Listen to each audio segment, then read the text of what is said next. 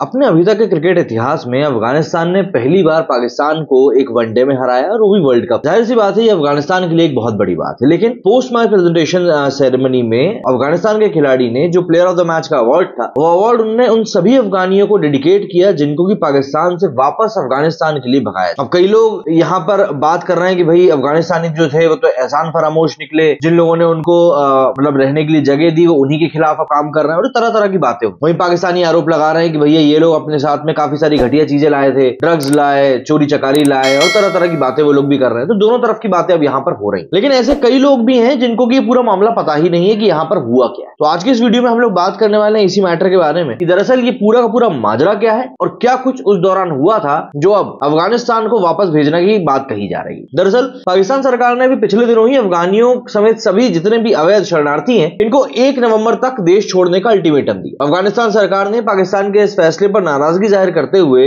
इसको अस्वीकार्य बताया। वहीं पाकिस्तान के इस आदेश का बदला अफगानिस्तान की टीम ने क्रिकेट के मैदान पर लिया। अफगानिस्तान ने भारत में खेले जा रहे क्रिकेट वर्ल्ड कप 2023 में पाकिस्तान को 8 विकेट से शिकस्त दी। अफगानिस्तान के बल्लेबाज इब्राहिम ज़ादरान को पाकिस्तान के खिलाफ अपने शानदार प्रदर्शन के लिए प्लेयर ऑफ द मैच का अवार्ड भी मिला। ज़ादरान ने 87 रनों की पारी खेली। ज़ादरान ने इस अवार्ड को अपने देश के लोगों के साथ साथ पाकिस्तान से निकाले जा रहे अफगान शरणार्थियों को भी समर्पित किया। ज़ादरान ने मैच के बाद player of the match award लेने के बाद कहा कि मैं इस मैन ऑफ द मैच को उन लोगों को समर्पित करना चाहता हूं जिन्हें पाकिस्तान से वापस अपने घर अफगानिस्तान जबरदस्ती भेजा जा रहा है। ज़ादरान का यह बयान सोशल मीडिया पर काफी वायरल है। ज़ादरान के बयान को पाकिस्तान द्वारा शरणार्थियों को 1 नवंबर तक देश छोड़ने के अल्टीमेटम का जवाब भी माना जा रहा है। हालांकि कुछ सोशल मीडिया यूजर्स उनकी इस भावना को लेकर उनकी तारीफ भी कर रहे हैं, जबकि कुछ यूजर्स ने उनकी तुलना पाकिस्तानी क्रिकेटर मोहम्मद रिजवान से। रिजवान ने दरअसल वर्ल्ड कप में ही श्रीलंका के खिलाफ जीत के बाद अपने शतक को फिलिस्तीन के लोगों को समर्पित किया। अगर हम बात करें पाकिस्तान के आदेश की, तो पाकिस्तान में पिछले कुछ सालों में जो आतंकी हमलों में इजाफा हुआ है, भारत के मोस्ट वांटेड आतंकियों को पनाह देने वाला पाकिस्तान अपनी जमीन पर होने वाले इन हमलों का ठीकरा अफगानिस्तान के सिर पर फोड़ता रहा है। पाकिस्तान ने पिछले महीने पैगंबर मोहम्मद की जयंती पर बलूचिस्तान और खैबर पख्तूनख्वा प्रांत में 2 धमाके हुए। इन धमाकों में 60 लोगों की मौत हुई। इन हमलों के बाद पाकिस्तान की अंतरिम सरकार ने अवैध प्रवासियों को चेतावनी दी थी कि वे 1 नवंबर तक देश छोड़ दें, नहीं तो उन्हें निकालने की कार्रवाई की जाएगी। पाकिस्तान में अवैध प्रवासियों में करीब 17 लाख अफगान नागरिक हैं। पाकिस्तानी कार्यवाहक सरकार के गृह मंत्री सरफराज बुख्ती ने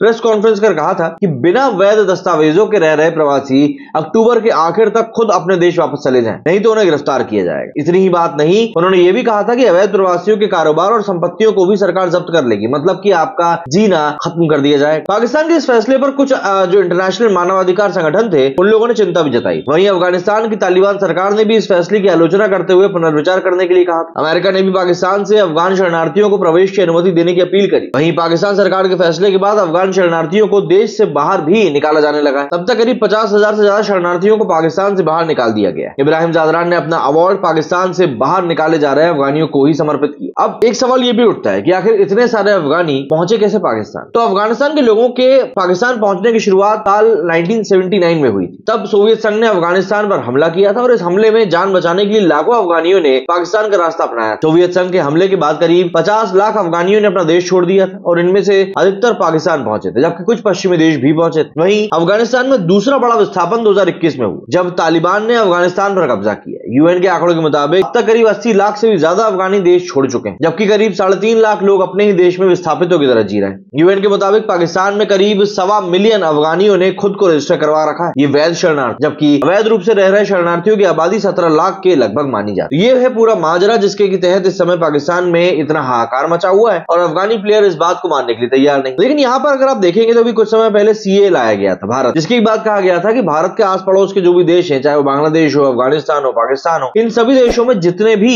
हिंदू हैं, इन सभी हिंदुओं को भारत में नागरिकता देने की कानून को जो है काफी सरल किया जा रहा था। बोला था कि हम यहाँ पर उनको शरण देंगे। तब कई लोगों ने यहाँ पर आवाज उठाई थी कि भैया भारत सिर्फ हिंदुओं को लेकर ही क्यों कह रहा है, और एक भ्रांति फैलाई गई थी कि इससे मुस्लिमों को जो भारत में रहते हैं उनको बाहर निकाल दिया जाएगा, जबकि ऐसा कुछ है नहीं। अब आप यहाँ पर देखिए कि जब एक मुसलमान देश ही एक मुसलमान के साथ खड़ा नहीं हो रहा है तो फिर हिंदुओं का वहां पर क्या ही हाल हो रहा होगा। इसीलिए कहा जाता है कि पाकिस्तान में हिंदुओं की स्थिति बहुत खराब। ऐसे में पाकिस्तान में रह रहे हिंदुओं के लिए यदि भारत खड़ा नहीं होगा तो भाई मुझे नहीं लगता कि इराक सीरिया इसके लिए खड़े हो। तो हमारे हिंदुओं की मदद तो हमको करनी ही होगी, लेकिन बस कुछ लोगों ने अपने निजी फायदे के लिए, अपने सरकारी फायदे के लिए, अपने चुनावी राजनीति के लिए इस तरह के बिलों को खारिज और आलोचना करके भ्रांति फैलाई। क्या कहना है आप लोग इस बारे में कमेंट करके जरूर बताएं। मेरे सुनिए फिलहाल उतना ही। जय हिंद, जय भारत।